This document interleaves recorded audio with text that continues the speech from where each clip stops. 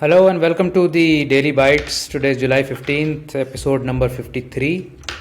Today we're going to talk about how drawdowns actually are an important part of why some portfolios will outperform others. This is a very neglected part of your strategy performance, and people don't give enough importance to this aspect. But it is very important, as we will see.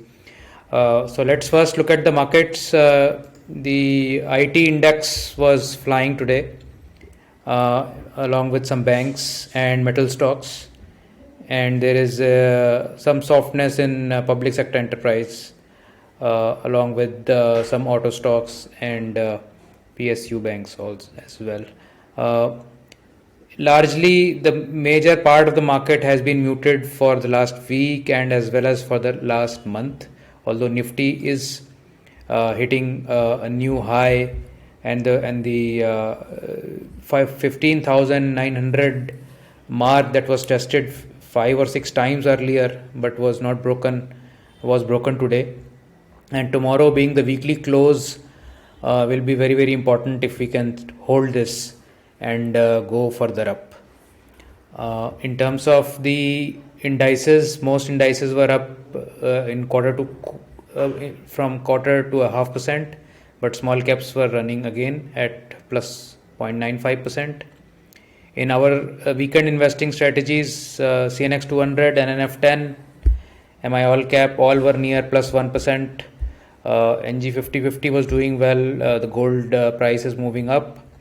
MI 50 and MI 25, however, were reasonably muted.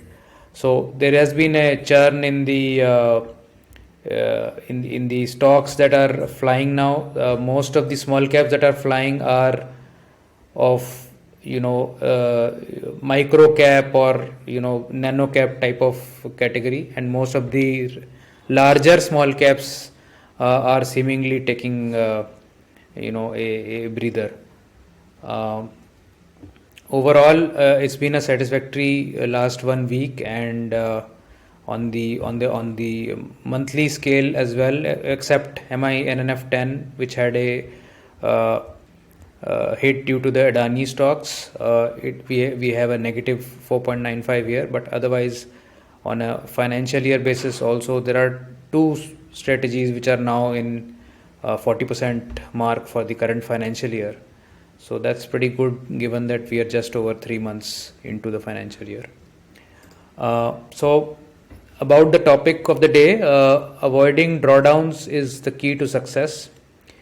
So this was a tweet based on which this discussion came around, that the impact of missing the worst days, in case you were to do a study, you will see that from 1995, if you started at 100, and the regular buy and hold would have given you 1337, but if you just removed the worst 20 days, your performance could have been at 6965. And this is theoretical. I'm not saying this is possible. And if you miss the best 20 days, you are at 311. But so the impact of missing the worst days is much more than the impact of missing the best days. That is the sort of the underlying message that I want to derive out of this. That if you are having a portfolio, and the market obviously will go in cycles, up and down. So can you in some way prevent a major downside while taking all the upside? So you get the best of both worlds then. You are allowing your portfolio to blossom as the market is going up, but as the market is coming down, you are able to curtail the losses on the downside. So outperformance going up and outperformance coming down, if you understand this correctly. So this is what these two together, outperformance on the up and outperformance on the down, actually creates the magic of the overall portfolio outperforming in a big way. So this is something that we do in our weekend investing portfolios, in all the portfolios, that these strategies are designed such that they outperform on the upside, and they reduce the drawdowns on the downside, so that you are outperforming on the downside as well. And we will see how that is done. So let's also examine what is a drawdown. So a lot of people are confused by this term, and it's better to define this. So let's say you are here at 1 lakh and you're starting your journey, and you go from 1 lakh to 2 lakhs. So you are up 100%, right? Now, in the next year, you are going from, let's say, 2 lakhs down to 1.5 lakhs. Okay. So now this is a drawdown. Drawdown does not mean that your original capital has to go below from where you started. Drawdown is basically the drop from the maximum point you have achieved so far. So the maximum point achieved so far was 2 lakhs, and now you are at 1.5 lakhs. So you have dropped by 25%. So that at this point, the drawdown is 25%, although you are still up from 1 lakh to 1.5 lakhs. Then in year 3, let's say you went up 67%. So you went from 1.5 lakhs to 2.5 lakhs. And then again you came down from 2.5 to 2 lakhs. So there is a 20% drawdown. From 2.5 to 2 lakhs, you are now at 20% drawdown. And year 5, let's say you go 75% up, and you are now at 3.5 lakhs. So overall you can see, while you had a maximum drawdown of 25%, your overall gain over this was about 37%. Right? So this is what drawdown is. So don't confuse drawdown with absolute fall of your capital. It is basically a fall from the maximum point that you have seen. So we'll go to the some charts that I had prepared to discuss this. So this is we plotted basically the COVID crisis, and this is January 2020 to about June or July 2020. So about 6-7 months of the previous year, and we have taken two of our strategies, MIMT All Cap and MIATH, as examples here, and we have plotted them against the CNX 500 index, from where most of these constituents come from. And we are starting at 100, so they are all indexed to 100. And you can see that, let's say by starting of February, the CNX 500 index was flat. All cap was up 4%, ATH was up maybe 5 or 6%. So far so good, and till this point, about February 20th, there was no problem, index was flat. And then the index started to fall. From 100, it fell down to 63. So a 37% fall in the the CNX 500 index. Now what did the strategies do? The strategies were here at 108 and 112, and they also fell alongside, but at some point they stopped falling. So, MIMT All Cap went from 108 to 87, and MIATH went from 112 to 89. So about 20 to 25% drop in both of them, but compared to the 37% drop here, still very good, lesser damage. So what happens is that you've outperformed even when the market is coming down, right?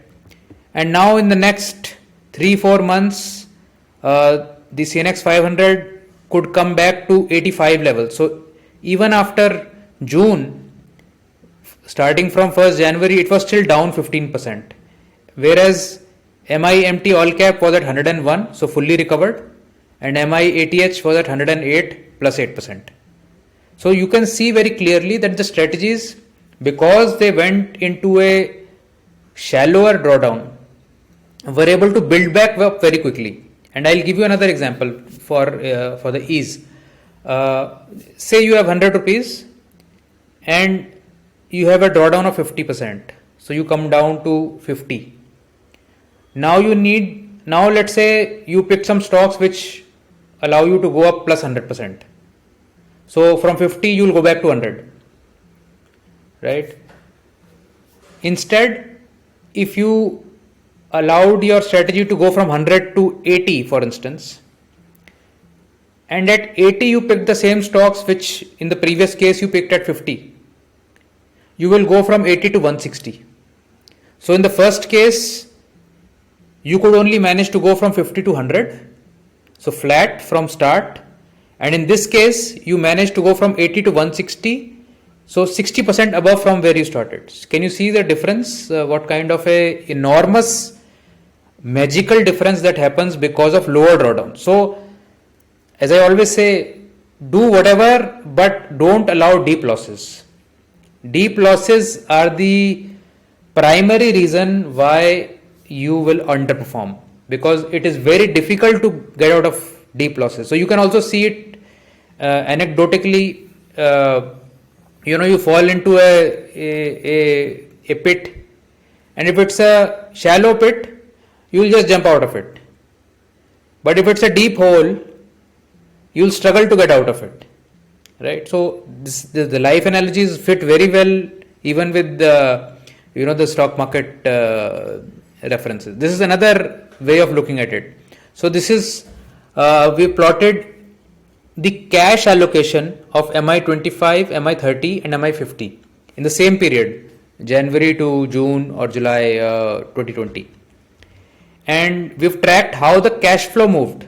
So as you can see, January and February, there was no cash available in the portfolios. It was fully deployed, right? And the markets were also flat here. The market started to fall from February 20th. Here you can see Nifty was 98, small cap index was 97. And they gradually fell here. The indices both were falling here. And you can see how the cash was getting raised in the strategies. From virtually zero, the cash got raised to 100% in MI30. Also MI25 and 82% in MI50 by the time markets bottomed. So cash was getting raised while the markets were coming down, right? And then markets bottomed somewhere near March end, and then they started to rally a bit gradually. Both these curves you can see rallying. And you can see here from March 30th, from April 10th onwards, the cash started to get deployed. So this is MI30, and you can see that within the next 2 months, the cash got fully deployed again. In MI25, the cash got deployed more slowly because small caps took a bigger hit and they took more time to come back.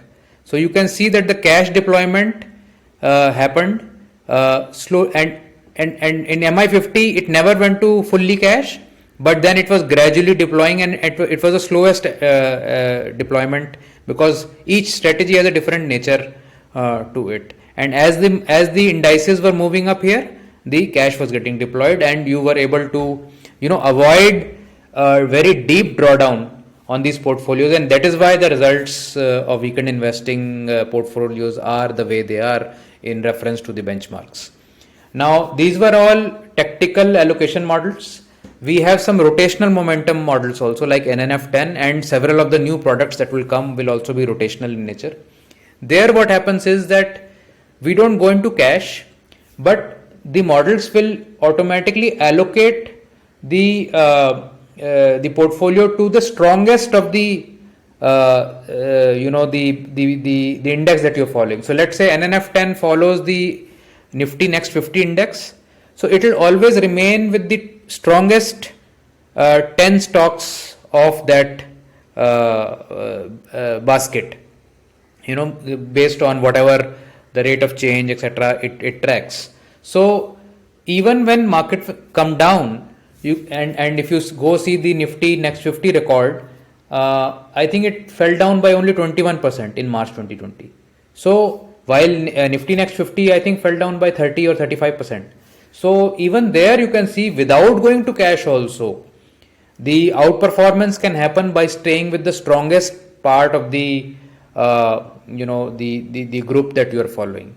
So in the new products that will come out, two such strategies will be there, which will track the small and medium mid cap index, which is the CNX small and mid cap 400, and another one will follow the small cap index of 250. So these two indices will be where these portfolios will pick their stocks from, and we will see that how rotational momentum also, without going to cash, can outperform on the way down.